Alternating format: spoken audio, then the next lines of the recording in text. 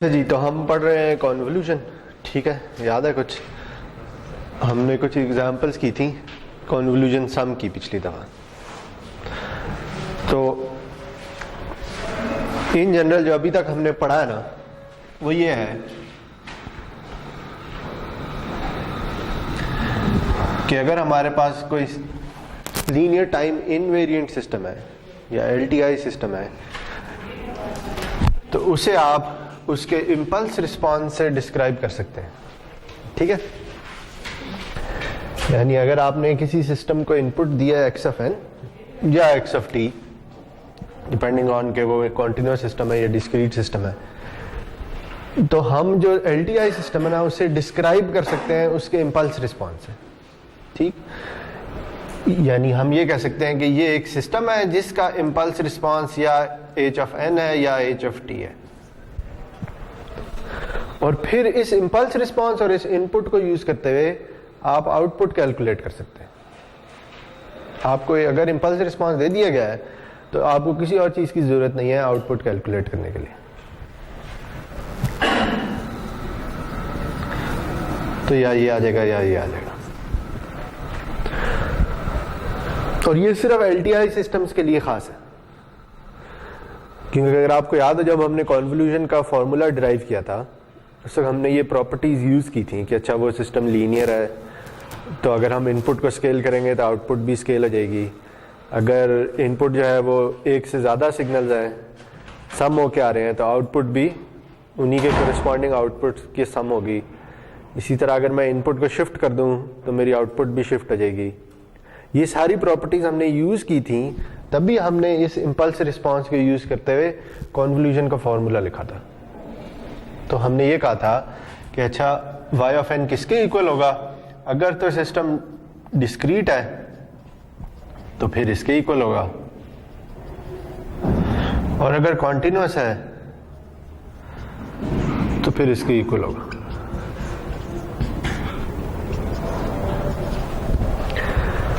सही। और इसमें हम इसकी कुछ एग्जांपल्स भी कर चुके हैं कि अच्छा अगर आपको इम्पल्स रिस्पांस दिया हो, अगर आपको इनपुट सीक्वेंस दिया हुआ हो, तो आउटपुट कैसे कैलकुलेट होगी। और इम्पल्स रिस्पांस खुद क्या है, याद है? इम्पल्स रिस्पांस क्या होता है? हाँ, अगर इनपुट पे इम्पल्स दे दें तो सिस्टम की जो भी आउटपुट आएगी उसे आप उसका इम्पल्स रिस्पांस कहेंगे। तो ये ऐसे इम्पल्स रिस्पांस निकालते हैं। अच्छा, तो फिर सवाल यह है कि अगर आपको ये पता है कि इम्पल्स रिस्पांस ये होता है, तो फिर आपके ख्याल में इसका आंसर क्या होगा?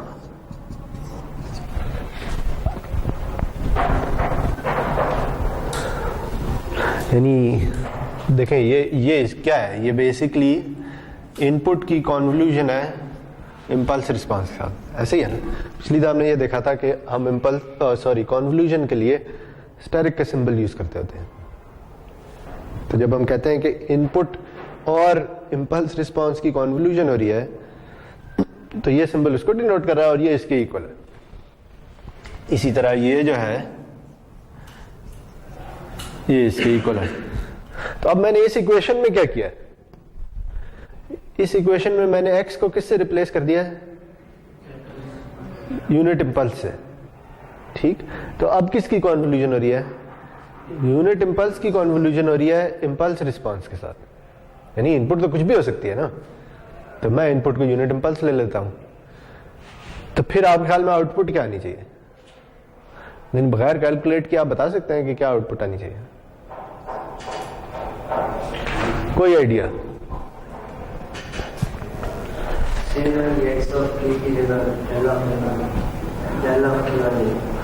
यहाँ डेल्टा ऑफ एन आ जाएगा। आप ये कह रहे हैं के क्यों आएगा? के की तो कोई जरूरत नहीं है मेरे ख्याल में। देखिए, अभी आपने इम्पल्स रिस्पांस को डिफाइन किया ना। आपने क्या कहा है? इम्पल्स रिस्पांस क्या होता है? जब इनपुट यूनिट इम्पल्स हो। तो फिर इधर क्या आना चाहिए? अगर यहां भी तो इनपुट यूनिट इम्पल्स ही है ना, तो फिर आउटपुट क्या आनी चाहिए? Impulse response. तो इम्पल्स रिस्पांस क्या है? कैसे डिनोट करें, एच ऑफ एन से, तो यहाँ एच ऑफ एन आना चाहिए। क्या ख्याल है? ऐसे ही नहीं है? यानी इंपल्स रिस्पॉन्स की तो डेफिनेशन ही यही है ना कि अगर सिस्टम को इनपुट पे इंपल्स दे दी जाए तो जो भी आउटपुट आएगी वो इंपल्स रिस्पॉन्स होगा। लेकिन हमें यह भी पता है कि आउटपुट कैसे निकालते हैं, कन्वोल्यूशन से। तो इसका मतलब है कि अगर इनपुट पे इंपल्स दी हुई है तो मैं क्या कर रहा हूं, मैं इनपुट को इंपल्स रिस्पॉन्स से कन्वॉल्व कर रहा हूं, तो आउटपुट इंपल्स रिस्पॉन्स आएगा। तो ये कंफर्म कर लेते हैं कि क्या ये वाकई ऐसे है, ठीक है, यानी कन्वोल्यूशन का फॉर्मूला यूज कर लेते हैं। तो बेसिकली मुझे क्या करना है, मुझे ये करना है जी कि डेल्टा ऑफ एन को कन्वॉल्व करना है एच ऑफ एन के साथ। तो अगर मैं यही कन्वोल्यूशन का फॉर्मूला यूज कर लूं तो मेरे पास क्या आएगा, क्या ख्याल है?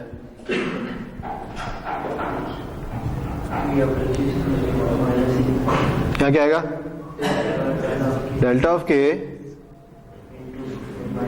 Into H of N minus K goes from minus infinity to infinity. ठीक है, अच्छा अब ये बताएं, ये तो हो गया, अब इस समेशन को सॉल्व करना है, ऐसे ही है ना? तो इस समेशन को सॉल्व करने के लिए मुझे इसकी वैल्यू चाहिए, ठीक? तो बताएं इसकी वैल्यू क्या होती है, याद है? यूनिट इंपल्स कैसे डिफाइन होता है? यूनिट इंपल्स सीक्वेंस क्या होता है, किसी को याद है?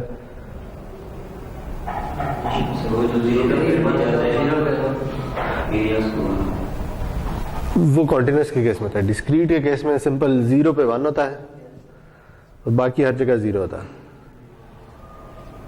ऐसे ही है, इसी को यूनिट इंपल्स कहते हैं। तो फिर क्या ख्याल है जी कि ये कब, इसकी वैल्यू कब नॉन जीरो होगी? जब क्या जीरो हो, के जीरो, ऐसे ही है ना?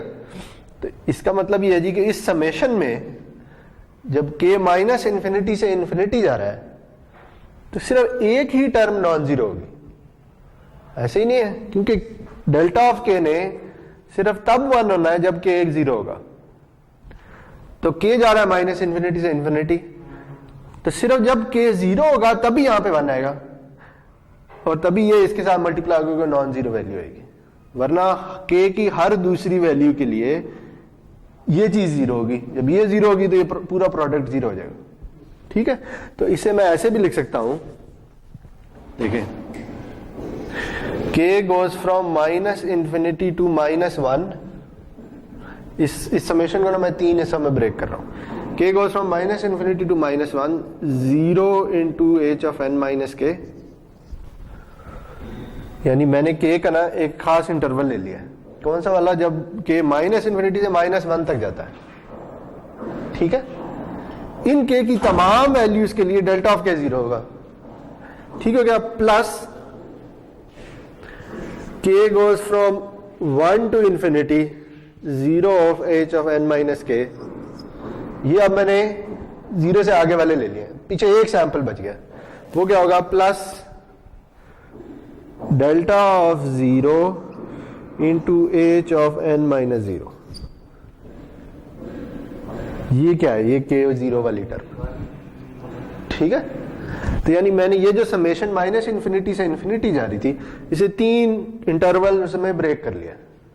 ठीक, सिर्फ देखने के लिए कि देखें ये सारा इंटरवल 0 है, इसका आंसर 0 आएगा इस समेशन का, इस सारी समेशन का आंसर 0 आएगा, सिर्फ ये नॉन जीरो पार्ट। ठीक है, तो ये किसके इक्वल हो जाएगा? इक्वल हो जाएगा delta of 0 into H of N minus 0। अब डेल्टा ऑफ 0 क्या होता है? 1, और H of N minus 0 H of N होता है। तो ये आ जाएगा, ये आ जाएगा। ठीक है, तो देखें क्या वही आंसर निकला ना जो हम एक्सपेक्ट कर रहे थे। सही है जी, देखें ये इसके इक्वल है।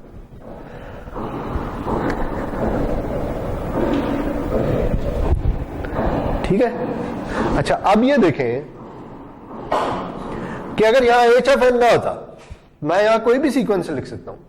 यानी ये भी पिछली दफा बात हुई थी कि कॉन्वोल्यूशन इधर तो इस रिस्पेक्ट में यूज हो रही है कि हम ये कहते हैं कि अच्छा एक इंपल्स रिस्पांस है, एक इनपुट सीक्वेंस है, तो हमने आउटपुट निकालनी है। ठीक, लेकिन कॉन्वोल्यूशन तो कुछ किसी भी दो सीक्वेंसेस के दरमियान हो सकती है। मैं आपको कोई दो सीक्वेंसेस दे दूं, इन दोनों की कॉन्वोल्यूशन कैलकुलेट कर लें, तो वो की जा सकती है। तो इसका मतलब यहां कुछ भी हो सकता है, यहां कोई भी सीक्वेंस हो सकता है। तो अगर यहां मैं कोई भी सीक्वेंस रख लूं, से एक्स ऑफ एन रख लूं, तो आउटपुट भी एक्स ऑफ एन ही आएगी। ठीक है, यानी इसका नाम चेंज कर दिया बस, और कुछ भी नहीं हुआ। तो पता क्या चला? पता ये चला कि अगर हम किसी भी सिग्नल को यूनिट इंपल्स के साथ कन्वॉल्व कर दें तो आंसर वापस वही सिग्नल आ जाता है। ठीक है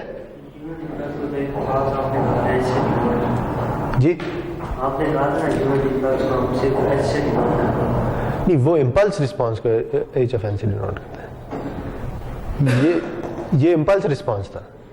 ठीक है, यानी यहां एच ऑफ एन जब लिखा था ना, तो ये इंपल्स रिस्पॉन्स है, ये यूनिट इंपल्स है।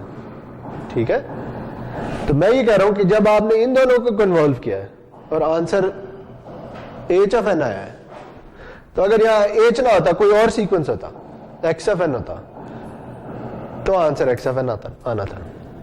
ठीक है, तो दूसरे अल्फाज में कहने का मकसद यह है कि अगर आप यूनिट इंपल्स सिग्नल को किसी भी सिग्नल के साथ कन्वॉल्व कर दें तो आंसर वापस वही सिग्नल आ जाएगा।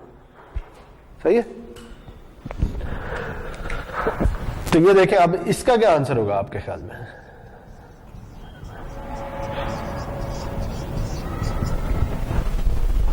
क्या ख्याल है?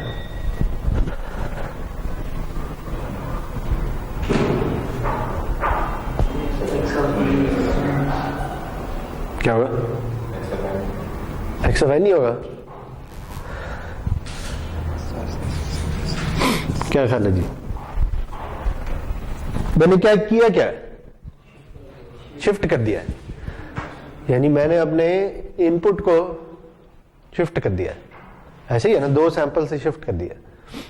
तो ये सिस्टम याद रखें क्या है, सिस्टम एलटीआई सिस्टम है। एलटीआई में टी आई किसके लिए होता है? टाइम इनवेरिएंट के लिए। ऐसे ही है ना, और टाइम इनवेरिएंट सीक्वेंस क्या होता है, या सिस्टम क्या होता है, सॉरी, टाइम इनवेरिएंट सिस्टम होता है कि जिसकी इनपुट में अगर शिफ्ट आ जाए तो आउटपुट में भी उतना ही शिफ्ट आ जाए। तो फिर उधर क्या आएगा? उधर n-2 आएगा। ठीक है, ये चीज आएगी। यानी अगर आपने इनपुट को शिफ्ट कर दिया तो आउटपुट भी शिफ्ट हो जाएगी। तो अगर इनपुट को 2 से शिफ्ट किया तो आउटपुट भी 2 से शिफ्ट हो जाएगी। सही है जी? अच्छा, इसकी अगर कॉन्क्लूजन हमें करनी है तो फिर बताएं जी, इधर क्या आएगा? यानी मुझे अब ये करना है, क्या ख्याल है? तो इधर क्या आएगा?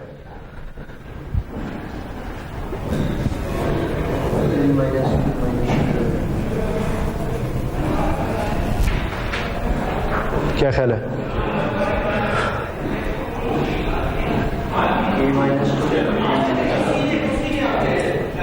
k-2 into H of n minus के।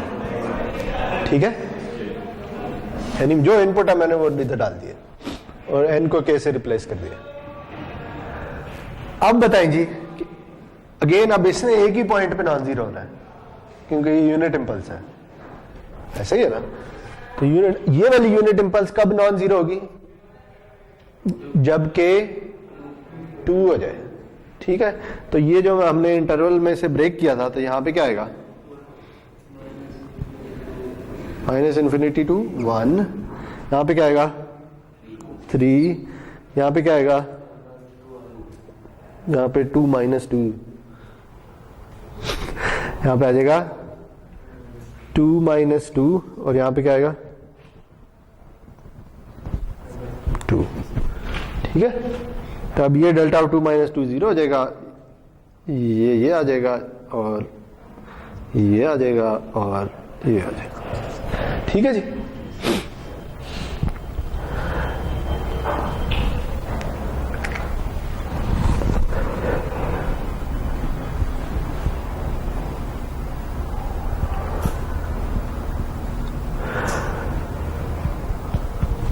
सही है, समझ आ गई? अच्छा, इसके बरक्स अगर अब मैं ये कर दूं, एक थोड़ा उल्टा कर दूं काम, उल्टा ऐसे कर दूं कि अब देखें अब क्या हो रहा है। मेरे पास एक सिस्टम है, ठीक है जी, जिसे मैं इनपुट दे रहा हूं एक्स ऑफ एन, सही। इसका जो इंपल्स रिस्पॉन्स है ना वो इक्वल है डेल्टा ऑफ एन के। तो बताएं आउटपुट क्या है?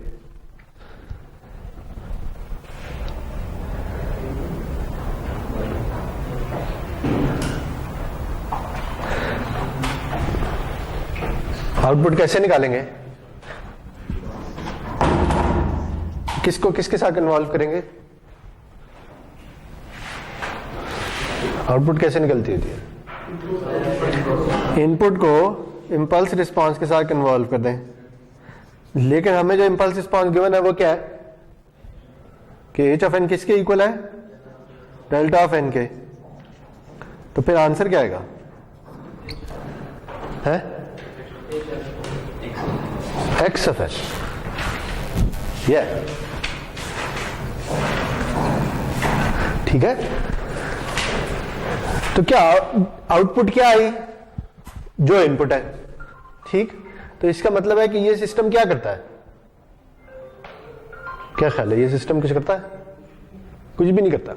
इसकी आउटपुट वही होती है जो इसकी इनपुट हो, ऐसे ही है ना, ठीक है। तो ये देखें कि ये सिस्टम असल में क्या है, इसे मैं ऐसे भी लिख सकता था, y of n equals x of n। यानी पहले तो हम सिस्टम इस तरह पढ़ते रहे ना, इनपुट आउटपुट एक्सप्रेशन के थ्रू। तो इसकी इनपुट आउटपुट एक्सप्रेशन क्या होगी? y of n equals x of n, ठीक है। तो अब अगर आपको ये गिवन हो और कोई कहे अच्छा आप इंपल्स रिस्पॉन्स निकाल दें, तो फिर आप क्या करेंगे? इंपल्स रिस्पॉन्स कैसे निकालते हैं? जब इनपुट पे यूनिट इंपल्स आ जाए, ठीक है। तो इनपुट क्या बन जाएगी? एक्स ऑफ एन की जगह क्या हो जाएगी? डेल्टा ऑफ एन, ठीक है। तो और आउटपुट क्या हो जाएगी? वाई ऑफ एन की जगह एच ऑफ एन। तो H of N equal delta of N आ जाएगा, ठीक है। तो यानी आपको इधर से इधर आना चाहिए और इधर से इधर जाना आना चाहिए, ठीक है।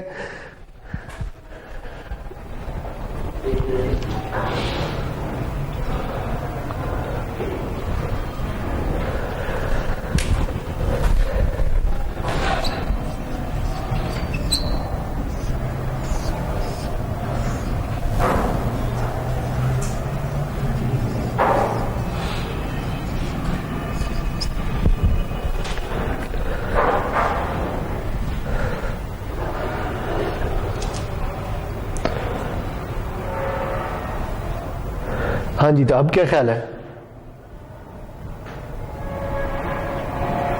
अब आउटपुट क्या आएगी? अब सिस्टम की इनपुट है एक्स ऑफ एन, उसका इंपल्स रिस्पॉन्स जो है वो है delta of N minus two, ठीक है। तो इसकी आउटपुट क्या आएगी? X of N minus two. क्यों? इसलिए कि आप किस किस को कन्वॉल्व करेंगे? इसको इसके साथ या इसके साथ।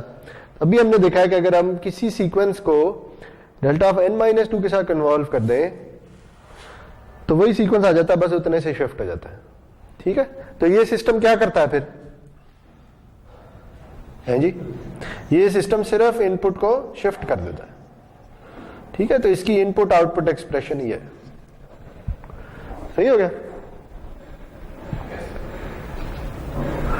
अच्छा, तो अब ये देखें, एक और एग्जांपल ले लेते हैं।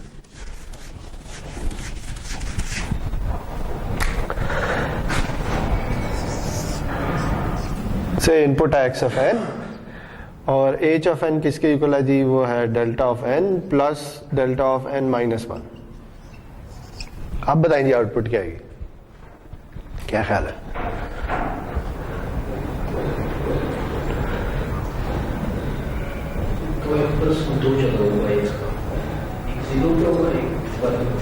हाँ, यानी अब आउटपुट कैसे निकलेगी? अगेन वही कॉन्वोल्यूशन यूज होगी, x of n convolve with h of n, ठीक है। लेकिन एच ऑफ एन क्या है वो हमें गिवन है, तो हम क्या लिख सकते हैं? X of N convolved with delta of N plus delta of N minus one, ठीक है। अब अगेन ये सिस्टम लीनियर सिस्टम है। अगर लीनियर सिस्टम है तो फिर क्या होगा, अगर दो सिग्नल्स ऐड हो रहे हैं तो हम इन्हें अलग अलग भी कन्वॉल्व कर सकते हैं। ठीक है, तो ये किसके इक्वल हो जाएगा, ये इक्वल हो जाएगा x of n convolve with delta of n plus x of n convolve with delta of n minus 1। सही है, तो बताएं इसका आंसर क्या आएगा, x ऑफ n।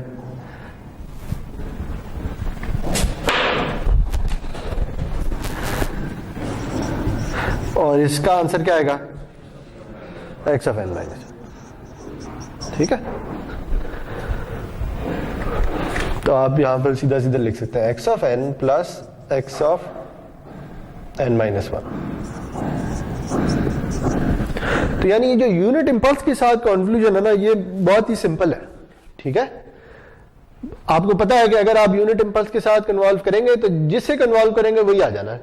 अगर वो शिफ्टेड है तो उसने भी शिफ्ट हो जाना है। ठीक है, सही है जी। अगर देखें आप ये बताएं कि अगर इधर ये होता, अच्छा पहले ये देख लेते हैं ये सिस्टम करता क्या है। तो इसकी अगर मैं इनपुट आउटपुट एक्सप्रेशन लिखूं तो वो जी ये है,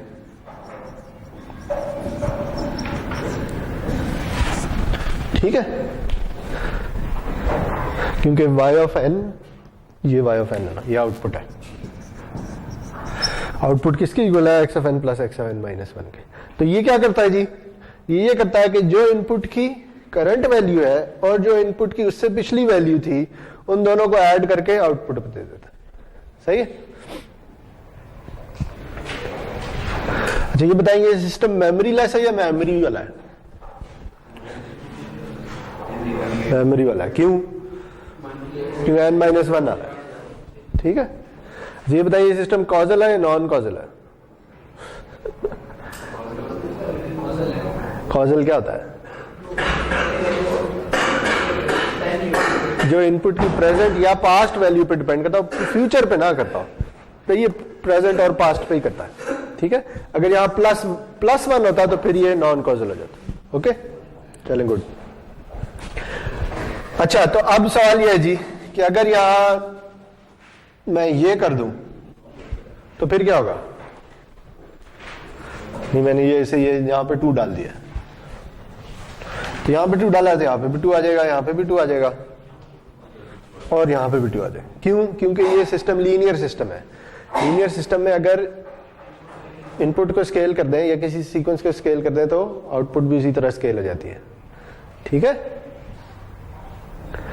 तो अब ये सिस्टम बन जाएगा 2x of n plus x of n minus 1। ठीक है जी, तो आपको ना यानी इससे आप कंफर्टेबल हो जाएं। ये अगेन वही बात, कॉन्क्लूजन से जान नहीं छूटने वाली है। ठीक है, तो इसकी जितनी एग्जांपल्स करेंगे उतनी अच्छी बात है। सही है जी, तो आपको पता होना चाहिए कि अच्छा इंपल्स रिस्पांस क्या होता है, कैसे कैलकुलेट करते हैं, इंपल्स रिस्पांस से आउटपुट की तरफ कैसे जाते हैं, उस आउटपुट से आप इनपुट आउटपुट एक्सप्रेशन कैसे लिख सकते हैं, इस तरह की चीजें। सही है, और ये जो यूनिट इंपल्स के साथ कॉन्वोल्यूशन है, ये तो यानी इसमें तो कोई याद रखने वाली चीज ही नहीं है, तो बहुत ही सिंपल है। सही है जी, चलें, गुड।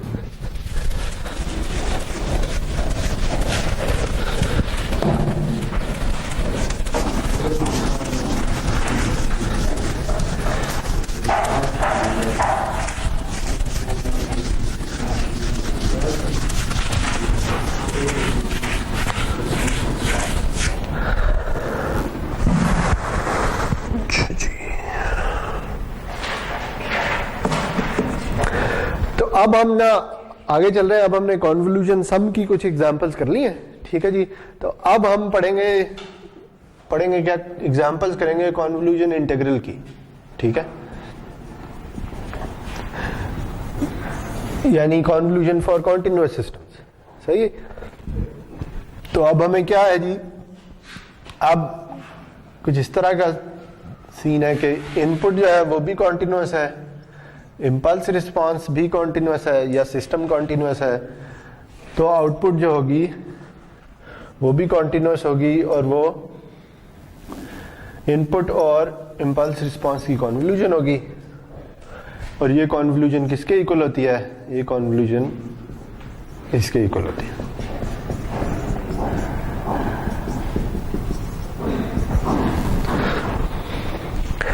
तो जो हमने पिछले लेक्चर में पढ़ा था, जब हमने कॉन्वोल्यूशन सम की एग्जांपल्स की थी, यानी डिस्क्रीट कॉन्वोल्यूशन की एग्जांपल्स की थी, अब ये उससे मिलती जुलती चीज है। सही है जी, सिर्फ फर्क ये है कि यहां पे आप समेशन की जगह इंटीग्रेशन आ गई है। लेकिन अगर आप इन दो सीक्वेंस को देखें तो ये वही काम हो रहा है। अगर आपको याद हो, उधर हम इंपल्स रिस्पांस को क्या करते थे, इंपल्स रिस्पांस को हम फ्लिप करते थे या टाइम रिवर्स करते थे, ठीक है, और टाइम रिवर्स करने के बाद हम उसे आगे पीछे शिफ्ट करते थे, यहां तक कि दोनों सीक्वेंस के दरमियान ओवरलैप खत्म हो जाए। ठीक है, तो इधर भी वही हो रहा है। ठीक, अगर आप इस इक्वेशन को देखें तो इस इक्वेशन में ये टाउ है जो माइनस इंफिनिटी से इंफिनिटी तक जा रहा है। ठीक, तो एक क्या चीज है, एक है एक्स ऑफ टाउ, ठीक है, जिसमें टाउ माइनस इंफिनिटी से इंफिनिटी तक जाता है। दूसरे अल्फाज में हम पूरे के पूरे सिग्नल की बात कर रहे हैं। सही, जब मैं ये लिखूं, देखें, जब मैं ये लिखता होता था एक्स ऑफ टी, तो इसका क्या मतलब है, इसका मतलब है एक सिग्नल जिसका नाम है एक्स और वो टी पे डिपेंड करता है और टी की कोई भी वैल्यू हो सकती है, ऐसे ही है ना। तो इधर क्या हुआ है, सिर्फ टी टाउ से रिप्लेस हो गया और कुछ भी नहीं हुआ। तो हो जाए रिप्लेस, हमें उससे फर्क नहीं पड़ता, ठीक है, क्योंकि टाउ भी माइनस इंफिनिटी से इंफिनिटी तक जा रहा है, या दूसरे अल्फाज में टाउ की भी कोई भी वैल्यू हो सकती है। ठीक, तो मैं ये लिखूं या मैं ये लिखूं, दोनों का मतलब ये है कि मैं पूरे इनपुट सिग्नल की बात करूं। सही, तो एक तो ये हो गया कि ये इनपुट सिग्नल है। ठीक, अच्छा, अब सवाल ये है कि ये क्या है, h of t minus tau. अगर मैं फिलहाल t को 0 रख लूं, ठीक है, तो मैं बात कर रहा हूं h ऑफ माइनस टाउ के। सही है जी, तो ये क्या है, ये भी एक सिग्नल है जो कि इंपल्स रिस्पांस है, लेकिन ये इसका टाइम रिवर्स हुआ है। ठीक है, तो ये क्या है जी, ये है टाइम रिवर्स्ड इंपल्स रिस्पांस। ठीक हो गया, और अगर मैं अब टी भी इंक्लूड कर लूं तो अब ये क्या है, अब ये टाइम रिवर्स्ड है लेकिन साथ शिफ्टेड भी है। ठीक है, और शिफ्ट कितना है, जितनी टी की वैल्यू है। ठीक है, यानी मैं y ऑफ t का कौन सा वाला इंस्टेंट कैलकुलेट करने की कोशिश कर रहा हूं। से मैं y कैलकुलेट करना चाह रहा हूं at t is equal to 1 second, देखना चाह रहा हूं कि 1 सेकेंड पे जब t 1 सेकेंड हो तो आउटपुट क्या आती है। तो ये क्या बनेगा, ये बनेगा h ऑफ 1 माइनस टाउ। ठीक, तो ये क्या है, बेसिकली वही रिवर्स्ड सिग्नल है, लेकिन अब मैंने उसमें एक शिफ्ट भी डाल दी है। कितना शिफ्ट, वो वाला शिफ्ट जितनी मैं वैल्यू का जोन सी वाली वैल्यू मैं कैलकुलेट कर रहा हूं। ठीक है, तो ये क्या है, ये है शिफ्टेड एंड टाइम रिवर्स्ड। ठीक हो गया, इंपल्स रिस्पांस। तो अब क्या हो रहा है, बेसिकली हो ये रहा है कि इनपुट उसी तरह खड़ी हुई है।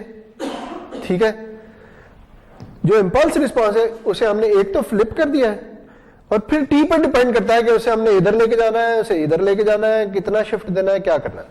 ठीक है, तो फ्लिप करके या रिवर्स करके शिफ्ट दे दिया, फिर क्या करना है, फिर इनका डॉट प्रोडक्ट ले लेना। पिछली दफा हमने कहा था कि अगर इन दोनों सिग्नल्स को पॉइंट बाय पॉइंट मल्टीप्लाई करना है और फिर जो आंसर आएगा उसे इंटीग्रेट कर देना है। ये ऐसे ही है जैसे आप किसी दो सिग्नल्स का डॉट प्रोडक्ट ले रहे हो। ठीक, डॉट प्रोडक्ट में यही होता है ना, अगर आपने वेक्टर्स का डॉट प्रोडक्ट पढ़ा है तो वेक्टर्स के डॉट प्रोडक्ट में क्या करते हैं, पॉइंट बाय पॉइंट मल्टीप्लाई करके तमाम वैल्यूज को ऐड कर दें। तो इधर भी यही होगा। ठीक है जी, तो पता क्या चला, पता ये चला कि अगर हमने y की कोई पर्टिकुलर वैल्यू कैलकुलेट करनी है तो हम इनपुट को वैसे ही रखेंगे, इंपल्स रिस्पांस को रिवर्स करके जो वैल्यू कैलकुलेट करनी है उतना शिफ्ट करेंगे और फिर इन दोनों का डॉट प्रोडक्ट ले लेंगे। बस ये काम करना है। ठीक है, तो अब इसकी एग्जांपल्स कर लेते हैं।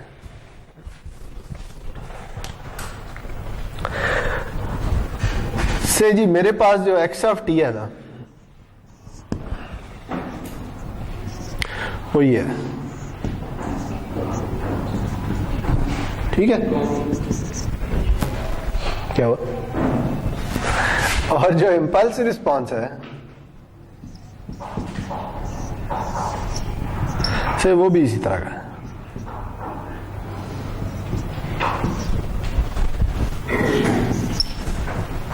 ठीक हो गया।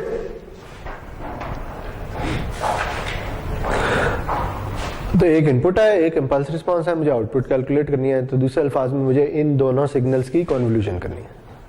ठीक है, तो जी आउटपुट क्या होगी, वही फॉर्मूला फिर से लिख लें, minus infinity to infinity x of tau h of T minus tau D tau. ठीक है, तो पहले ड्रॉ कर लेते हैं एक्स ऑफ टाउ को। एक्स ऑफ टाउ बेसिकली वही है जो इनपुट सिग्नल है, बस टी टाउ से रिप्लेस हो गया। तो एक्स ऑफ टाउ तो कुछ इसी तरह का होगा। ठीक हो गया, वही जो इनपुट सिग्नल है।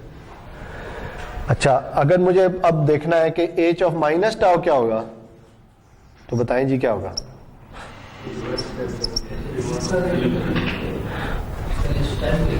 सिर्फ रिवर्स्ड है, इसमें कोई शिफ्ट नहीं है, यहां जीरो डला। ठीक है, तो रिवर्स करेंगे तो क्या होगा, यानी ये 0 से -1 तक चला जाएगा। ठीक हो गया, वैल्यू रिवर्स नहीं होनी, याद रखें वैल्यू 1 ही रहनी है। ठीक है, तो ये एच ऑफ माइनस टाउ है। सही, तो अब अगर मैं इसको और इसको, यानी इस सिग्नल और इस सिग्नल का डॉट प्रोडक्ट ले लूं इसी पॉइंट पे, तो आपके ख्याल में मुझे y की कौन सी वैल्यू मिलेगी, इधर t की वैल्यू क्या है। नहीं, इस फॉर्मूले में के मुताबिक इधर t की वैल्यू क्या है,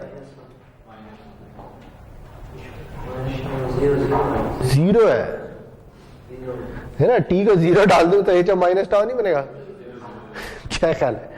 ठीक है, यानी अगर मुझे y ऑफ 0 कैलकुलेट करना था, ठीक है, यानी अब मैंने अब t की पर्टिकुलर वैल्यू ले ली है, मैं कह रहा हूं कि y कैलकुलेट करें, आउटपुट कैलकुलेट करें at t is equal to 0, तो क्या बनेगा, minus infinity to infinity x of tau h of 0 minus tau, यही बनेगा ना। तो 0 माइनस टाउ लिखें या माइनस टाउ लिखने एक ही बात है। सही है जी, तो यानी मैंने एक्स टाउ भी प्लॉट कर लिया, मैंने एच ऑफ माइनस टाउ भी प्लॉट कर लिया, इन दोनों का अगर मैं डॉट प्रोडक्ट ले लूं तो मुझे क्या मिलेगा, मुझे y ऑफ 0 मिलेगा। ठीक है, तो बताएं जी इन दोनों के डॉट प्रोडक्ट का आंसर क्या होगा आपके ख्याल में,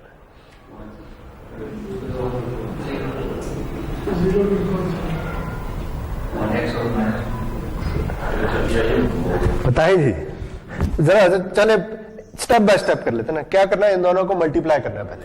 ठीक है, तो कर ले मल्टीप्लाई, मल्टीप्लाई करेंगे तो क्या आएगा, 0 पे 1 आ जाएगा, इंपल्स नहीं आएगी, इंपल्स और चीज होती है, याद रखें। ठीक, और बाकी सब कुछ 0 हो जाएगा। तो अब इसको इंटीग्रेट कर लें जी, इसका एरिया अंडर द कर्व क्या है आपके ख्याल में,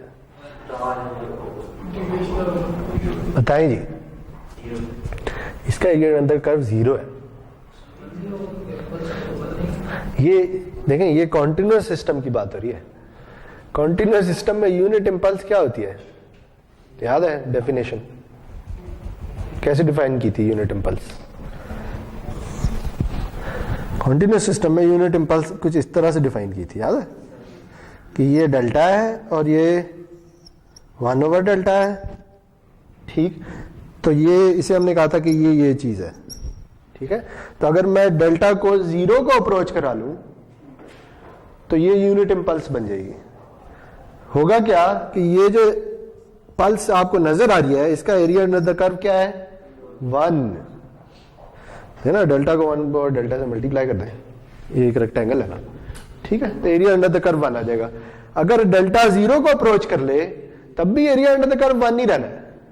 ठीक है, तो इसलिए हम ये कहते हैं कि जब डेल्टा 1 को अप्रोच करता है तो हम कुछ इस तरह से लिखते हैं, याद है। इसका मतलब क्या है कि इसकी वैल्यू इंफिनिटी को अप्रोच कर रही है। ठीक, लेकिन इसका एरिया अंडर द कर्व 1 ही है। क्या इधर भी ऐसे ही हो रहा है, नहीं, इधर कोई वैल्यू इंफिनिटी को नहीं अप्रोच कर रही, इधर वैल्यू 1 है। ठीक है, और सिर्फ एक सिंगल इंस्टेंट पे 1 है। सही है जी। तो ये सवाल भी वैसे, ये बात पहले डिस्कस हो चुकी है कि अगर कोई रियल फंक्शन हो जो सिर्फ एक पॉइंट पे नॉन जीरो हो तो उसका इंटीग्रल 0 होता है, याद है। ठीक है, इसकी अगर इंटीग्रेशन करनी है माइनस इन्फिनिटी से इन्फिनिटी तक, ऐसे ही होगा ना। यानी अब ये तो आ गया, ये प्रोडक्ट है, यानी हमने ये कैलकुलेट कर लिया x of tau into H of minus tau. इसे मैं कोई नाम दे देता हूं, ठीक है, से मैं ऐसे कह देता हूं ये है वाई प्राइम, सही है, ये वाई प्राइम ऑफ टाउ है, सिर्फ इसलिए कि मैं यहां ताकि ये इक्वेशन लिख सकूं। तो मैं कह देता हूं अब मैंने मुझे क्या करना बाकी रह गया है, एक इंटीग्रेशन करनी बाकी रह गई है ना। यानी ये दो सिग्नल थे, ये दोनों प्लॉट हो गए, दोनों मल्टीप्लाई किए, आंसर ये आ गया। अब रह क्या गया, इंटीग्रेशन करनी रह गई है ना। बेसिकली मैंने वाई प्राइम को इंटीग्रेट करना है, ठीक है। तो इसे जब आप इंटीग्रेट करेंगे तो ये कब नॉन जीरो है, सिर्फ एक टाउ की एक वैल्यू पे, जो कि क्या है, टाउ की वैल्यू जीरो है, ठीक है। तो ये क्या बनेगा, अगेन इसे उसी इंटरवल में ब्रेक कर लें तो ये क्या बनेगा, minus infinity to zero minus zero d of tau plus 0 to 0 1 d of tau plus 0 plus to infinity 0 d of tau, ठीक है। मैंने क्या किया, ये जो माइनस इन्फिनिटी से इन्फिनिटी, यानी माइनस इन्फिनिटी से चलते जाए टाउ को ले जाए इन्फिनिटी तक, जो भी इंटरवल है उसे 3 इंटरवल्स में ब्रेक कर लिया, जैसे अभी थोड़ी देर पहले किया था, ठीक। लेकिन वहां समेशन थी, यहाँ इंटीग्रेशन है, फर्क किया है। तो ये क्या बनेगा, माइनस इन्फिनिटी से जीरो, जीरो माइनस का मतलब होता है कि जीरो नहीं, लेकिन जीरो से जीरो को अप्रोच कर रहा है, और इसका क्या मतलब है कि ये जीरो को पॉजिटिव साइड से अप्रोच कर रहा है। तो इसका आंसर जीरो है, इसका आंसर ये, इसका आंसर क्या आएगा, इसका आंसर जीरो ही आएगा, क्योंकि लिमिट कैंसिल हो जाएगी, ठीक है। या दूसरे अल्फाज में, अगर कोई रियल सिग्नल है या कॉन्टिन्यूस सिग्नल है और वो किसी सिर्फ एक वैल्यू पे 1 होता है ना, या नॉन जीरो होता है, तो उसका इंटीग्रल हमेशा जीरो आता होता है, ठीक है। किसी भी रियल सिग्नल के इंटीग्रल को नॉन जीरो होने के लिए जरूरी है कि वो किसी इंटरवल पे नॉन जीरो, ठीक है। जब तक कोई इंटरवल नहीं होगा, चाहे छोटे से छोटा इंटरवल हो, लेकिन जब तक कोई इंटरवल नहीं होगा तब तक इंटीग्रल जीरो ही रहेगा, ठीक है जी। तो इसका मतलब वाई ऑफ जीरो जीरो है। चलें, ये बात तो डिसाइड हो गई।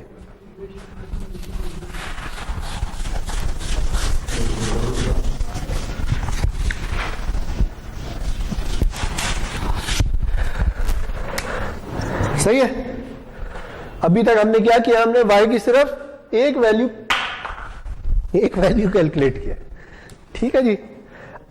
अब हम क्या करने लगे, अब हम t को नॉन जीरो कर देते हैं, ठीक है। यानी y की सारी वैल्यूज कैलकुलेट करनी है। तो अगर मैं y को नेगेटिव कर दूं तो क्या होगा, ये शिफ्ट करेगा किस डायरेक्शन में, इस डायरेक्शन में, ठीक है। तो अगर ये इस डायरेक्शन में शिफ्ट करता है, से मैं कैलकुलेट कर रहा हूं y ऑफ -1, ठीक है जी। तो y ऑफ -1 क्या होगा, वो होगा x of tau h of -1 minus tau D tau, ठीक है जी। तो अब मुझे क्या चाहिए, x ऑफ टाउ तो मेरे पास है, मुझे क्या चाहिए, h ऑफ -1 माइनस टाउ। तो ये h ऑफ माइनस टाउ तो ये है, अगर इसे अब -1 इसमें और डालना है तो बेसिकली इसे शिफ्ट करना है, ठीक है। तो ये शिफ्ट होके इधर चला जाएगा, यानी ये बनेगा -1 टू -2 1, ठीक है जी। और ये क्या है, ये है h ऑफ -1 माइनस टाउ, सही है जी। तो अब क्या करना है, इसका और इसका डॉट प्रोडक्ट लेना है, तो वो क्या आएगा, वो जीरो आएगा। क्यों, क्योंकि इन दोनों के दरमियान कोई ओवरलैप ही नहीं है, ठीक है। ये किसी और जगह पे नॉन जीरो है और ये किसी और जगह पे नॉन जीरो, तो अगर इन दोनों को पॉइंट बाय पॉइंट मल्टीप्लाई भी कर दें तो आंसर जीरो ही आएगा, ठीक है। और ये आंसर कब तक जीरो आएगा, जब तक t की वैल्यू नेगेटिव हो, ठीक है। क्योंकि t की कोई भी नेगेटिव वैल्यू ले ले, इसने इस पॉइंट से पीछे चले जाना है, जब इसने इस पॉइंट से पीछे चले जाना है तो ओवरलैप खत्म हो जाना है, ठीक। तो दूसरे अल्फाज में हमें क्या पता चला, हमें यह पता चला जी कि ये तो जीरो है ही, लेकिन y ऑफ t जीरो है for t less than zero, सही। यानी t की तमाम नेगेटिव वैल्यूज के लिए y या आउटपुट जीरो आएगी।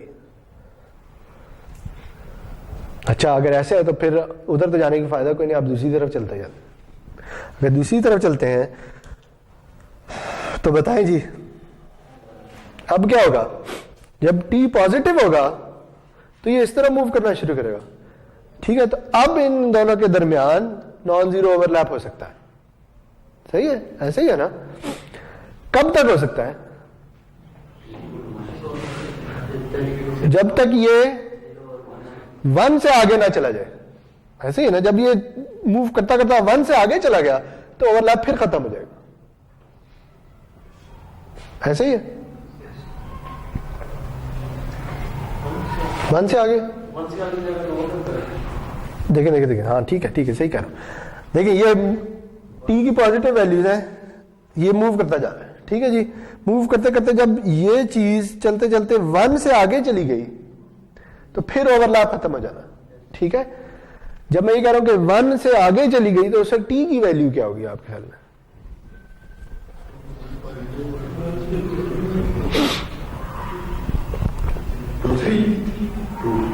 टू। देखिए इसे एक का शिफ्ट दे दें तो ये सीधा इधर इसके नीचे आ जाएगा, एक और का शिफ्ट दे दें तो ये इधर चला जाएगा, ठीक है। तो 2 पे जाके इसका ओवरलैप खत्म हो जाना चाहिए, ये बात समझ आई है। से देखें ये कर लेते हैं, मुझे y ऑफ 2 कैलकुलेट करना है जी। अगर मुझे y ऑफ 2 कैलकुलेट करना है तो क्या आएगा, x of tau h of 2 minus tau D tau, यही आएगा ना। तो करें जी plot h of 2 minus tau.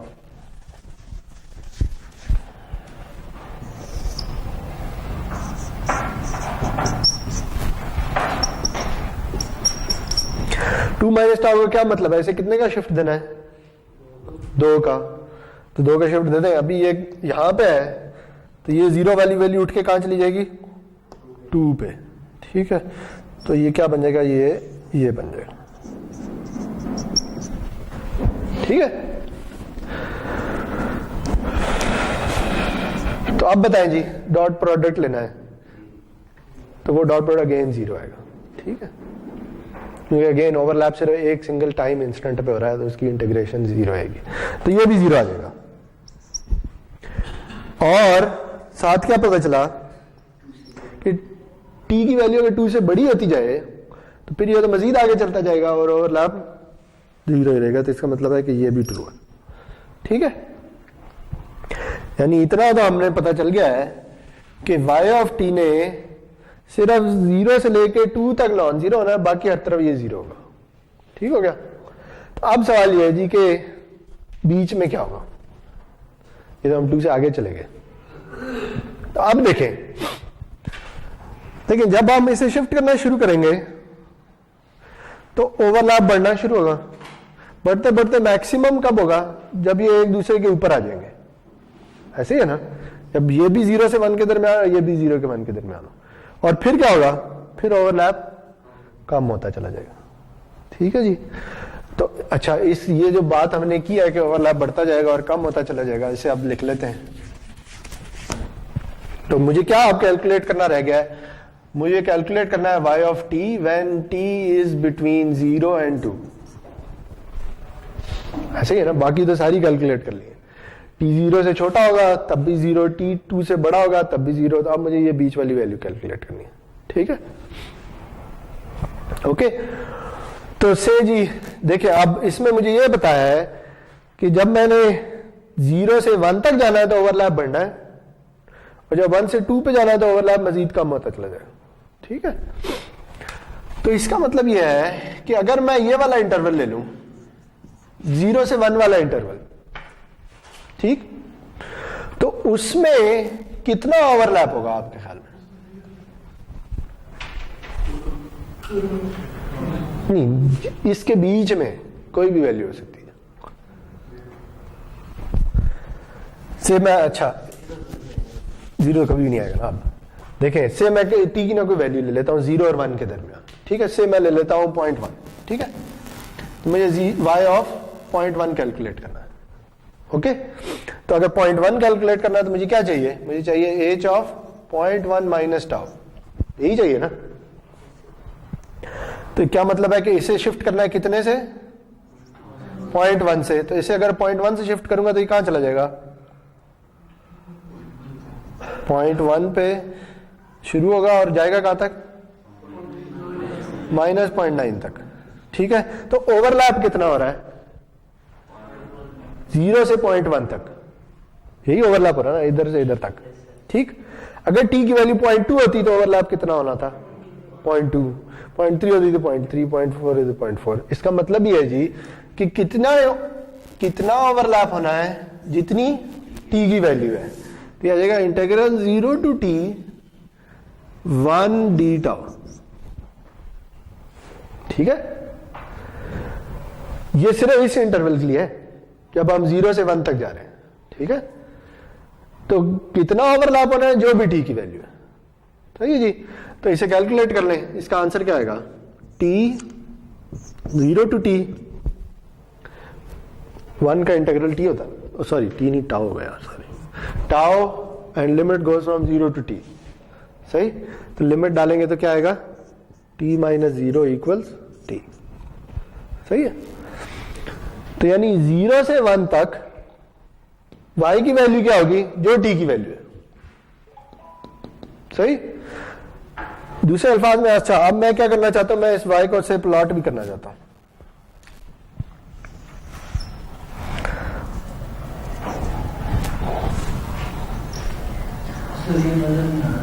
ये नजर नहीं आ रहा? अच्छा जी, मैं y को प्लॉट करना चाहता हूं, इधर प्लॉट कर लेते हैं।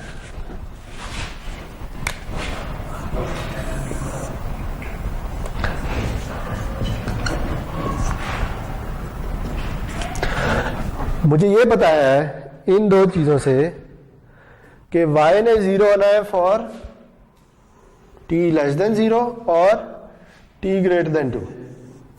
ये तो मुझे पता चल चुका है, ठीक। और अब मैंने एक नई चीज भी निकाल ली है कि 0 से 1 तक y की वैल्यू क्या होगी? जो t की वैल्यू है, ठीक। तो 0 से 1 तक क्या आएगा आपके ख्याल में? कहां तक जाएगा? 1 तक, ठीक है। इस तरह से आ जाएगा, ठीक है। जो t की वैल्यू है वही y की वैल्यू है।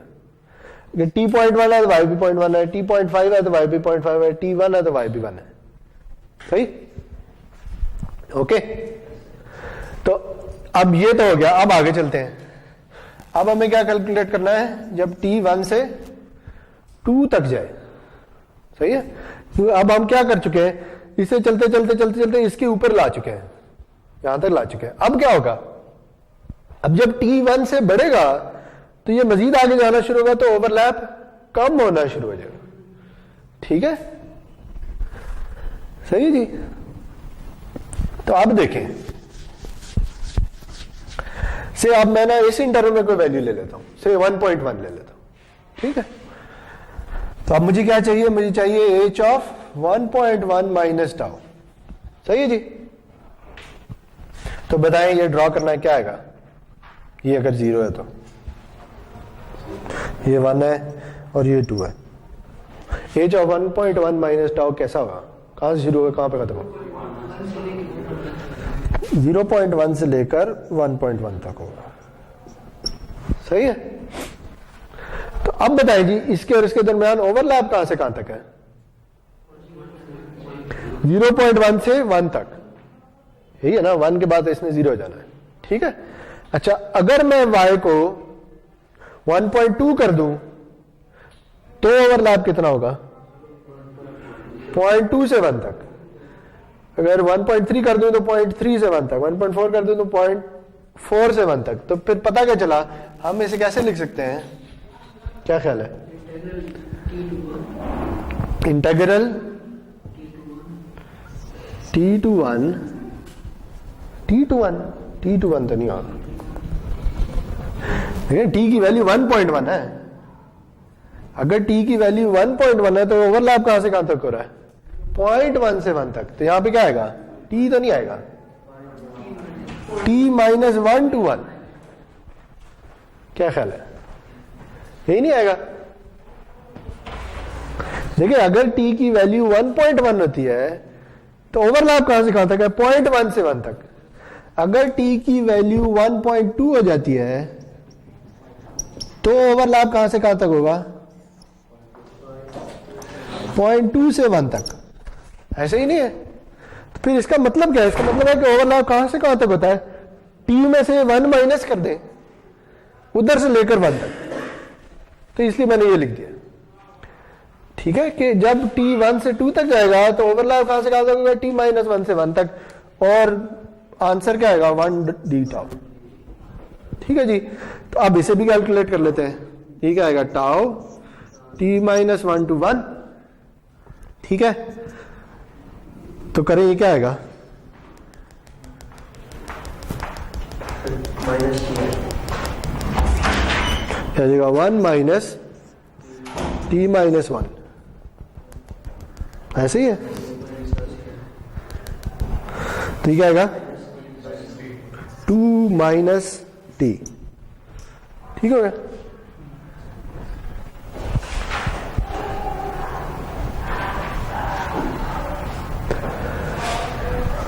ये समझ आ गई कैसे है। तो इसका क्या मतलब है, अब इसे भी ड्रॉ कर लेते हैं। ठीक है, ये y की वैल्यू है when t goes from 1 to 2।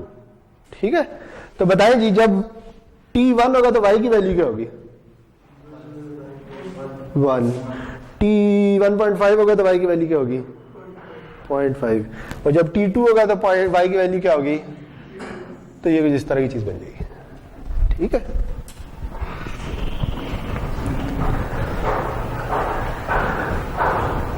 तो ये हमने क्या कर लिया, ये हमने x और h की कन्वोल्यूशन कर लिया है। ठीक है, और हमने आउटपुट निकाल लिया।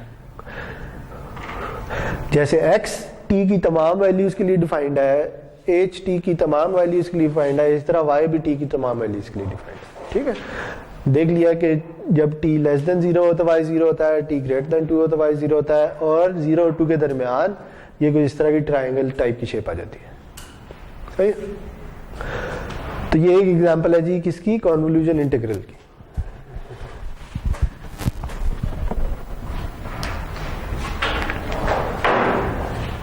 सही है, आगे चले।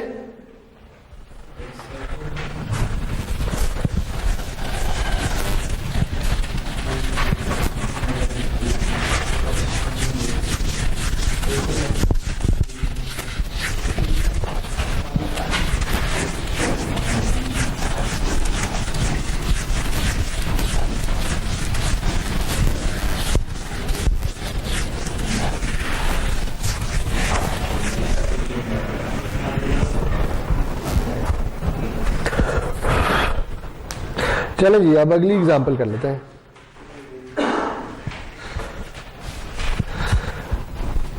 अच्छा जी, अब जो सीक्वेंस है ना मेरे पास, अगेन मुझे इनपुट गिवन है, मुझे इंपल्स रिस्पांस गिवन है। इनपुट जो है वो है e minus a T U T, और इंपल्स रिस्पांस है ये।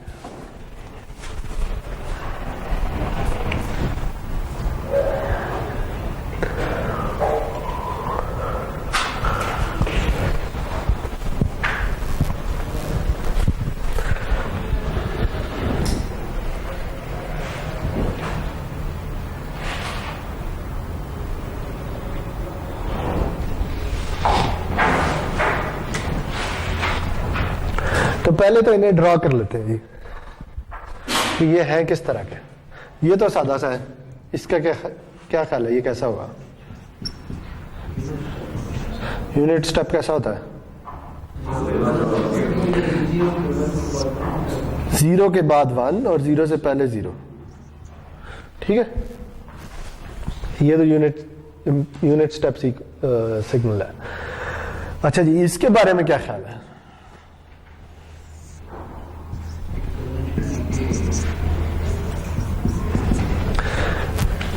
ये हम पढ़ चुके हैं, ये एक्सपोनेंशियल डिकेइंग सीक्वेंस है। ठीक है, प्रोवाइडेड के a की वैल्यू ग्रेटर देन 0, अगर a की वैल्यू लेस देन 0 होगी तो फिर ये पॉजिटिव हो जाएगा, तो ये बढ़ना शुरू हो जाएगा। ठीक है, जैसे फॉर एग्जांपल e और माइनस 2t है, या e और माइनस t है, या इस तरह से कोई भी ले लें। ठीक है, तो बताएं जी इसकी वैल्यू t की नेगेटिव वैल्यू इसके लिए क्या होगी 0। क्यों, क्योंकि ये यूनिट स्टेप के साथ मल्टीप्लाई हो रहा है। ठीक है, तो यूनिट स्टेप ने जो भी इसकी एक्सपोनेंशियल की वैल्यू है नेगेटिव के लिए उसे 0 कर देना है। ठीक, और 0 पे इसकी वैल्यू क्या होगी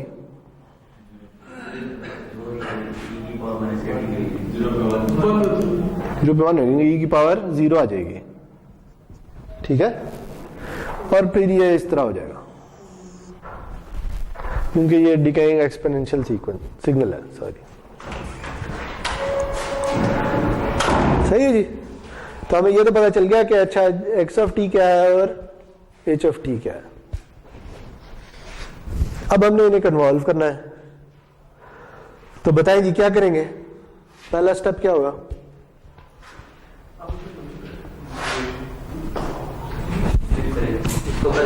पहले h को टाइम रिवर्स करेंगे, ठीक है। तो जी इधर फिर से मैं ड्रॉ कर लेता हूं, ये है मेरे पास x ऑफ टाउ और h ऑफ माइनस टाउ क्या आएगा, ये आ जाएगा, ठीक है। सही है, मैंने h को रिवर्स कर दिया। इस पॉइंट पे अगर मैं इन दोनों का डॉट प्रोडक्ट ले लूं तो मुझे क्या मिलेगा, y ऑफ 0, यानी मुझे ये क्या है, ये आउटपुट है, ठीक है। अगर इस पॉइंट में मैं इन दोनों का डॉट प्रोडक्ट ले लूं तो इस पॉइंट पे असल में t की वैल्यू 0 है, ठीक है।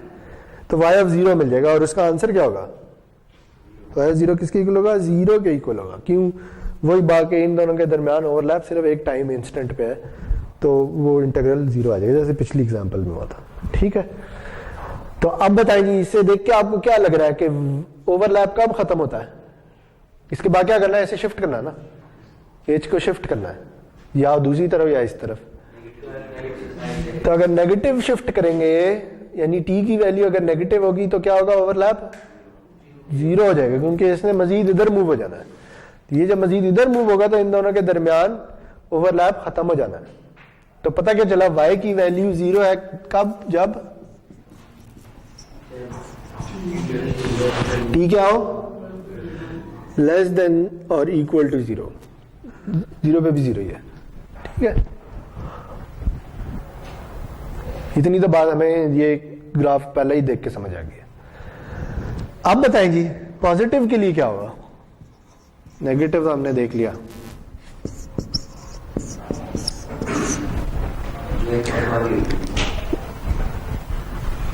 वैल्यू होगी नहीं।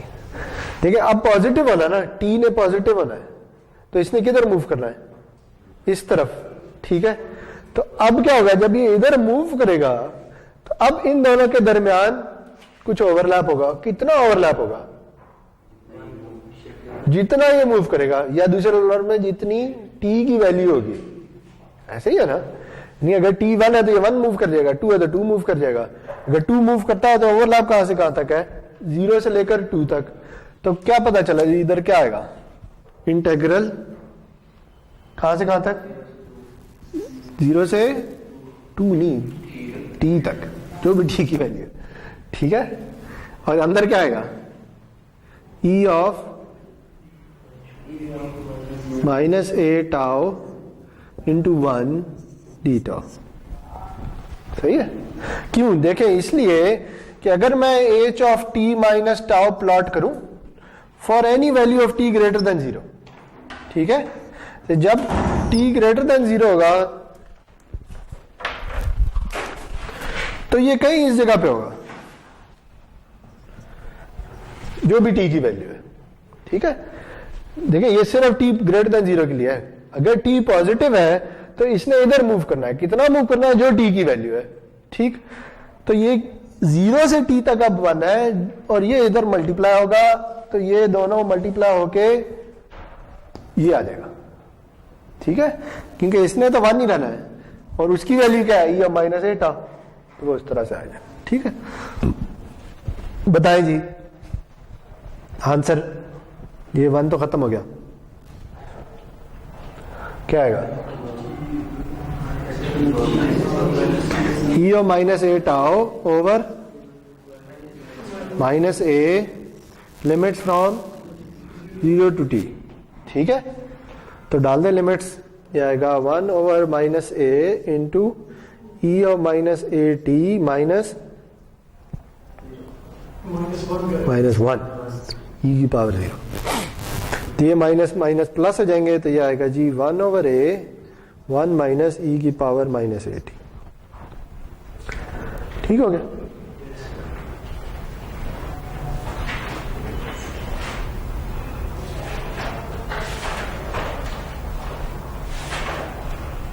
तो ये y ऑफ t निकला। तो ये सिग्नल देखने में मुश्किल लग रहे थे, लेकिन पिछली एग्जांपल से जल्दी कैलकुलेट हो गया। अच्छा, तो इसे मैंने अगर एक इक्वेशन में लिखना हो ना, तो मैं कुछ ऐसे लिख सकता हूँ, y of t equals 1/a 1 minus e की power minus at u of t। क्या ख्याल है? यानी बजाय मैं ये लिखूं कि y of t is 0 for t less than 0 and y of t is this, मैं ये भी लिख सकता हूं। क्या ख्याल है? है ना, t ग्रेटर देन 0 के लिए ये वैल्यू है और लेस देन 0 के लिए 0 है, तो 0 करने के लिए मैंने साथ u ऑफ t लगा दिया ताकि वो t की नेगेटिव वैल्यूज के लिए खुद ही 0 करते हैं। ठीक है, इसे अगर मैं ड्रॉ करूं, बताएं जी, तो ये किस तरह का होगा? क्या ख्याल है? ये तो पता चल चुका है कि t की नेगेटिव वैल्यूज के लिए इसने 0 होना है। बताएं जी, क्या ख्याल है? t इक्वल टू 0 पे इसकी क्या वैल्यू होगी? ये देख के आपको क्या पता चलता है? 1 माइनस 1 तो 0। ठीक है, इधर तो 0 आ जाएगा। t अब जब बढ़ेगा, t जब आप बढ़ेगा तो इसकी वैल्यू कम होगी। ठीक है, इसकी वैल्यू कम होगी तो 1 माइनस बढ़ना शुरू हो जाएगा। ठीक है, तो ये क्या होगा? ये कुछ इस तरह से चीज होगी। ठीक है, क्यों? क्योंकि इसने कभी 0 से छोटा तो होना नहीं है, ऐसे ही है ना। ये देखें, ये कभी भी नेगेटिव तो नहीं हो सकता, इसकी वैल्यू टाइम के साथ छोटी होती चली जाएगी, लेकिन नेगेटिव कभी नहीं हो सकती, एक्सपोनेंशियल सिग्नल है। ठीक है, तो जब t इंफिनिटी को अप्रोच करेगा तो ये ऑलमोस्ट 0 हो चुका होगा, तो 1 माइनस 0 1 आ जाएगा और ये 1/a आ जाएगा। तो ये वैल्यू क्या होगी?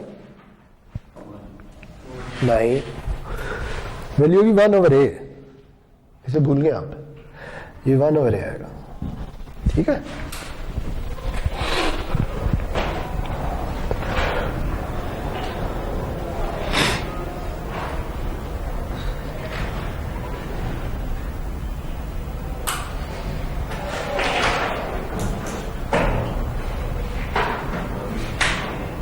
देखिए ये सिस्टम असल में है क्या? कौन से सिस्टम का इंपल्स रिस्पांस यूनिट स्टेप होता है? याद है? नहीं, एक खास किस्म का सिस्टम होता है जिसका इंपल्स रिस्पांस यूनिट स्टेप होता है,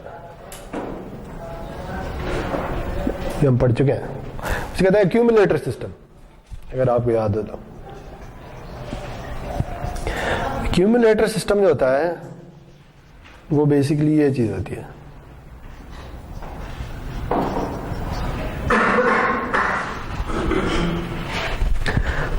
यानी उसने क्या करना है?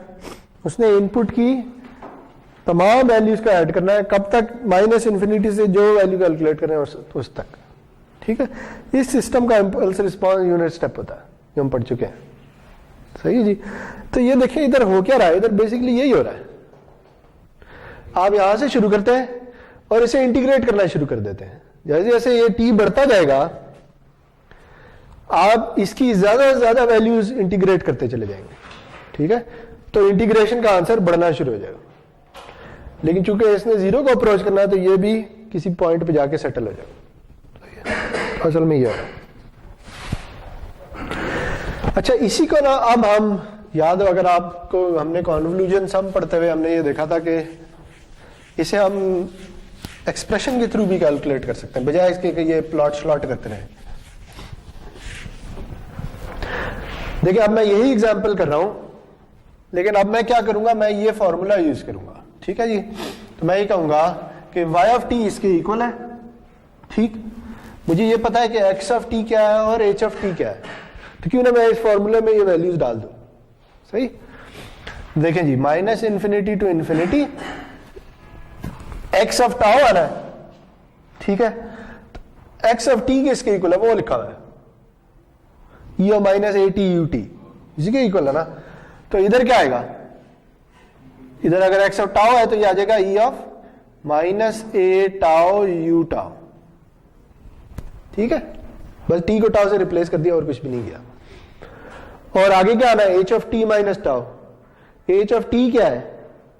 u ऑफ t, तो h of t minus tau क्या होगा? u of t minus tau D tau.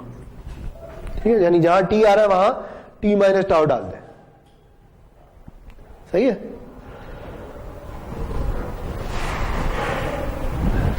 तो ये y ऑफ t है।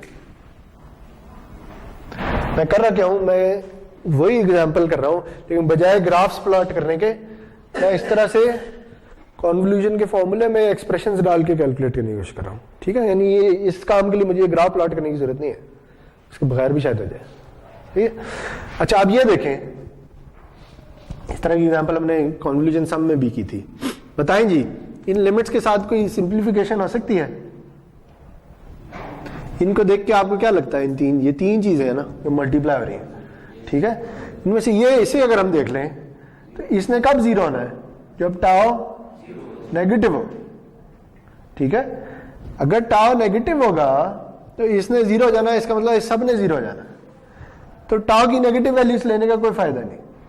तो ये क्या बनेगा जी? ये बनेगा 0 to infinity e of minus a tau into 1 into u of t minus tau d tau। ठीक है, और अगर 1 है तो 1 लिखने की जरूरत नहीं है, तो ऐसे लिख लें। तो इस u ऑफ टाउ ने बेसिकली क्या किया है? इसकी लिमिट को 0 से इन्फिनिटी कर दिया। सही है। अब एक और u ये भी रहता है, u of t minus tau भी रहता है। तो ये देखें जी कि u of t minus tau कब जीरो होता है? जब क्या हो? t minus tau unit step sequence कब जीरो होता है? जब उसका आर्गुमेंट नेगेटिव हो। ठीक है, या दूसरे अल्फाज में कब जीरो होगा ये? जब t minus tau less than zero. ऐसे ही है ना, जब t minus tau less than zero हो जाएगा तो इस सारी की वैल्यू जीरो हो जाएगी। ठीक, ये जीरो होगा तो ये सब कुछ जीरो हो जाएगा। तो t minus tau less than zero का मतलब ये है कि t is less than tau. ठीक है, तो t टाउ से कब छोटा होगा? जब t की वैल्यू, टाउ कहां से कहां तक जा रहा है? 0 to infinity। तो t कब टाउ से छोटा होगा? जब t की वैल्यू नेगेटिव होगी। ठीक है, जब t की वैल्यू नेगेटिव होगी तो इसने जीरो जाना है। जब इस सब ने जीरो जाना है तो आंसर भी जीरो हो जाएगा। ठीक है, तो पहली चीज क्या पता चली? y of t equal 0 for t less than 0। ठीक है, ये वही बात है जो हमने थोड़ी देर पहले कैलकुलेट की थी। अच्छा, अब देखते हैं कि ये 1 कब होगा? 1 तब होगा जब t minus tau greater than 0। ठीक है, जब इसका आर्गुमेंट पॉजिटिव हो जाए तब इसकी वैल्यू 1 होती है। ठीक है, तो आर्गुमेंट में है क्या? t minus tau. सही है जी। तो जब t minus tau greater than 0 होगा तब इसने 1 हो जाना है और ये कुछ नॉन जीरो आंसर निकलेगा। या दूसरे अल्फाज में जब t टाउ से बड़ा हो। ठीक है, तो जब t टाउ से बड़ा हो तब इसने 1 होना है। अब बताइए जी, टाउ 0 से इन्फिनिटी तक जाता है। ठीक है, ये तो हम देख चुके हैं कि t नेगेटिव तो अब नहीं होता, नेगेटिव वाला तो केस ही खत्म हो जाएगा। t ना पॉजिटिव होना। ठीक है, अगर t पॉजिटिव है तो ये कहां से कहां तक जाएगी? ये 0 to t हो जाएगी। ठीक है, क्यों? क्योंकि इसने 1 कब होना है? जब t टाउ से बड़ा हो। ठीक है जी, t 0 से बड़ा है तो ये जो लिमिट है ये 0 से t हो जाएगी और अंदर क्या रह जाएगा? अंदर रह जाएगा e of minus a tau d tau. और इनका आंसर वही आएगा जो हम कैलकुलेट कर चुके हैं, 1 over a 1 माइनस e की पावर माइनस a। ये अभी हमने किया था थोड़ी देर पहले। तो कहने का मकसद ये है कि आप इस तरह से कैलकुलेट कर लें, यानी ये जो 4 लाइनें लिखी हैं इनमें कहीं कोई ग्राफ प्लॉट करने की जरूरत नहीं है। ठीक, तो आप इस तरह भी कैलकुलेट कर सकते हैं, आप चाहे उस तरह कैलकुलेट कर लें, तो जो आसान लगता है। चलो जी, बस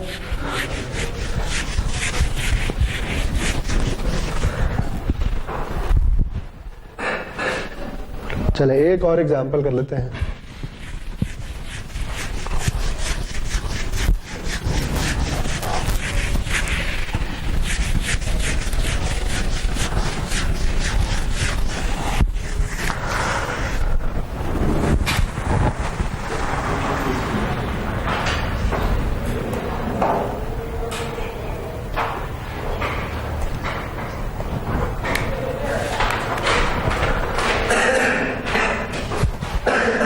अच्छा जी, अब एक्स ऑफ टी जो है ना वो है ई of 2t you of minus T,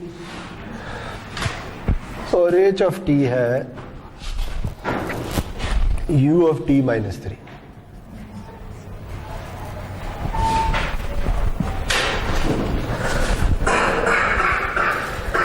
नहीं जी, ये दो सिग्नल इन दोनों को कन्वॉल्व करना है। पहले तो इन्हें प्लॉट कर लें, पहले प्लॉट कर लेते हैं एच को, वो थोड़ा आसान लग रहा है। ये 0 है अगर, तो बताएं जी एच किस तरह का नजर आएगा?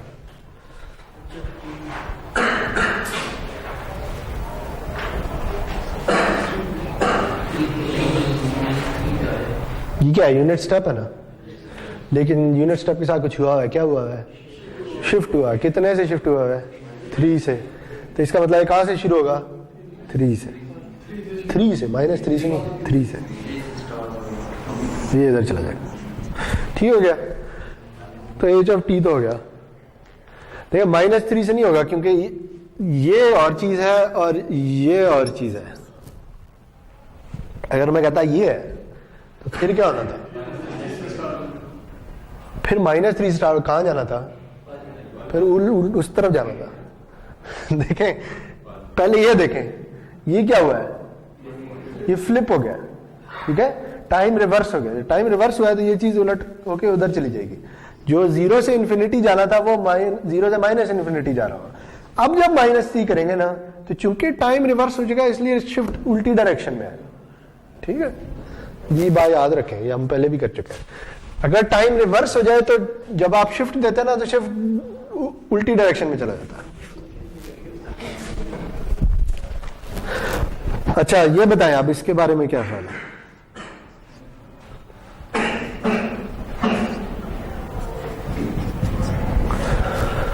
बताएंगे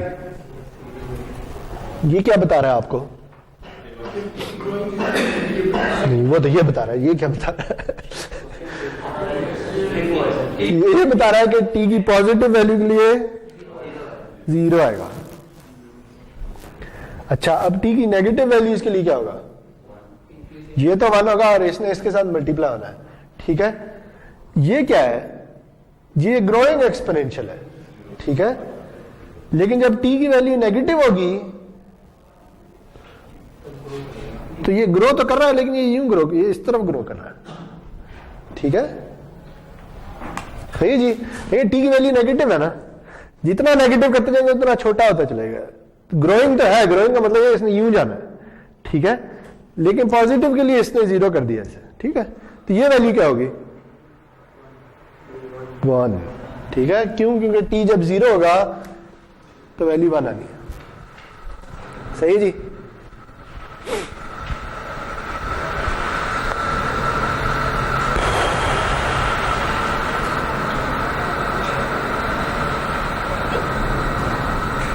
तो जी अब इसकी कॉन्क्लूजन कर लेते हैं।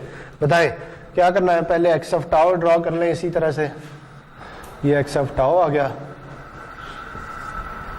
ये 0 है, ये 1। ठीक है, और अब मुझे क्या प्लॉट करना है? H of minus tau.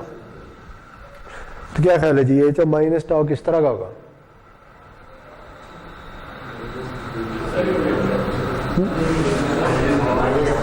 -3 से -इन्फिनिटी को। ठीक हो गया?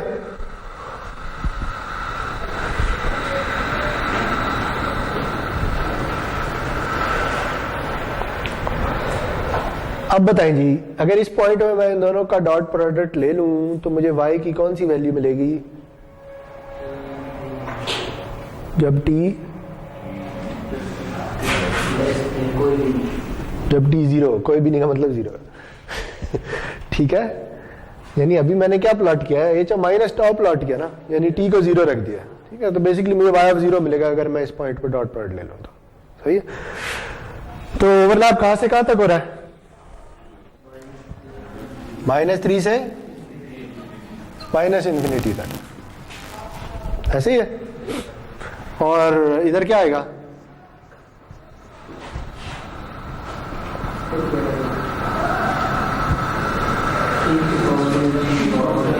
e की पावर 2 टाउ, ठीक है, क्योंकि इसने तो 1 है, इसने सीधा सीधा इसके साथ मल्टीप्लाई हो जाना है।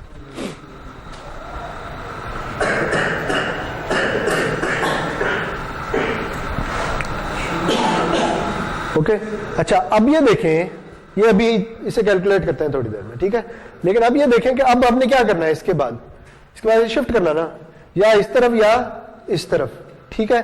तो अगर हम इसे इधर शिफ्ट करते हैं तो ओवरलैप तो अभी भी होगा, ठीक है, लेकिन ओवरलैप कहां से कहां तक होगा ये बताएं। यानी अगर मैं 1 का शिफ्ट दे देता हूं, यानी t को -1 रख लूं, तो ओवरलैप -4 से -इंफिनिटी तक होगा। t को -2 रख लूं तो ओवरलैप -5 से -इंफिनिटी तक होगा। तो क्या मैं कोई जनरल इक्वेशन लिख सकता हूं, y ऑफ t इक्वल्स कहां से कहां तक, ये आप बताएं।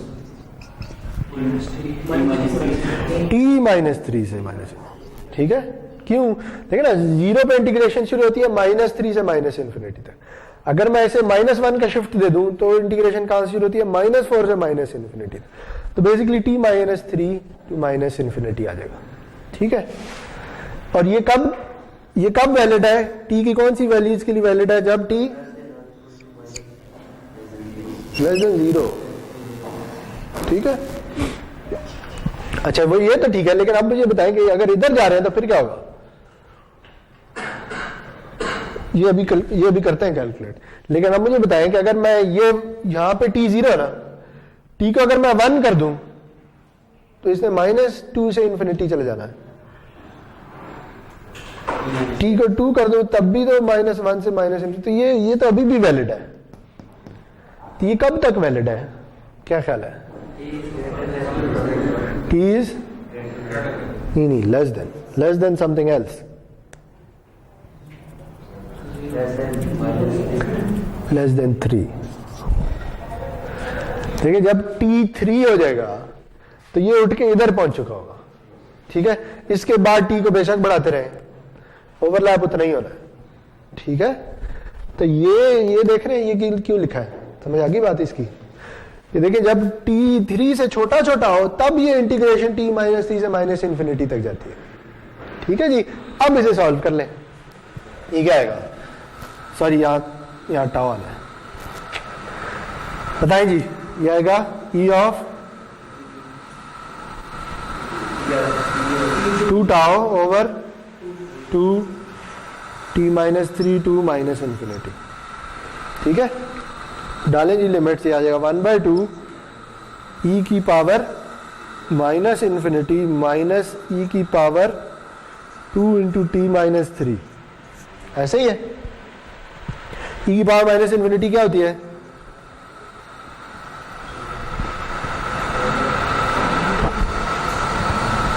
जीरो, 0 माइनस e की पावर 2t -3, या क्या आ जाएगा -1/2 e की पावर 2t -3, ठीक है।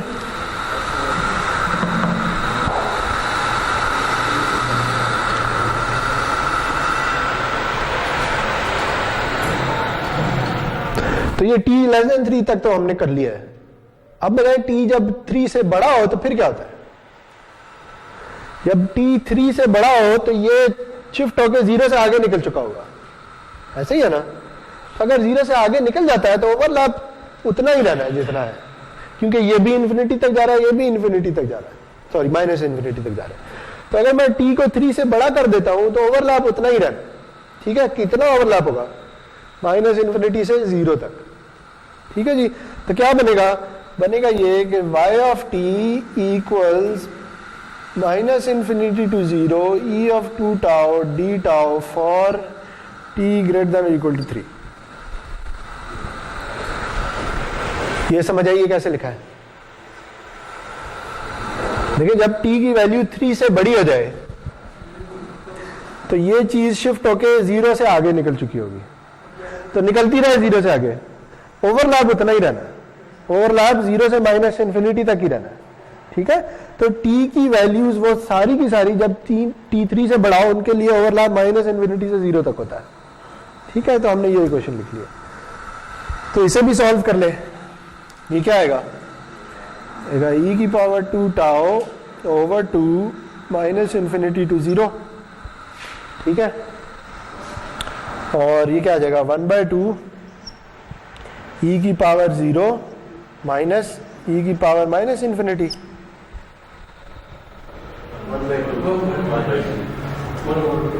तो 1/2 आ जाएगा।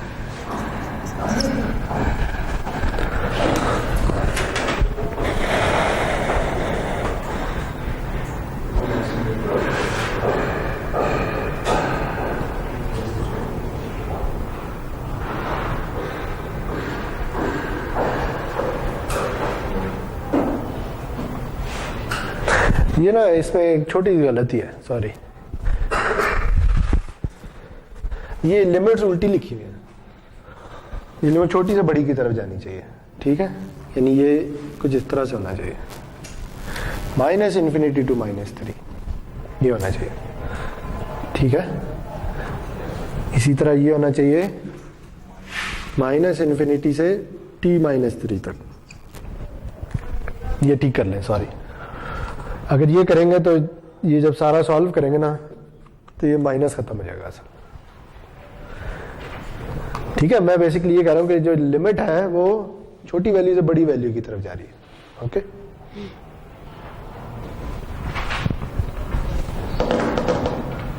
सही है जी। तो टोटल आंसर ये आ गया कि y ऑफ t अगर t 3 से बड़ा हो तो ये आता है, 3 से छोटा हो तो ये आता है, ओके। चलें, गुड।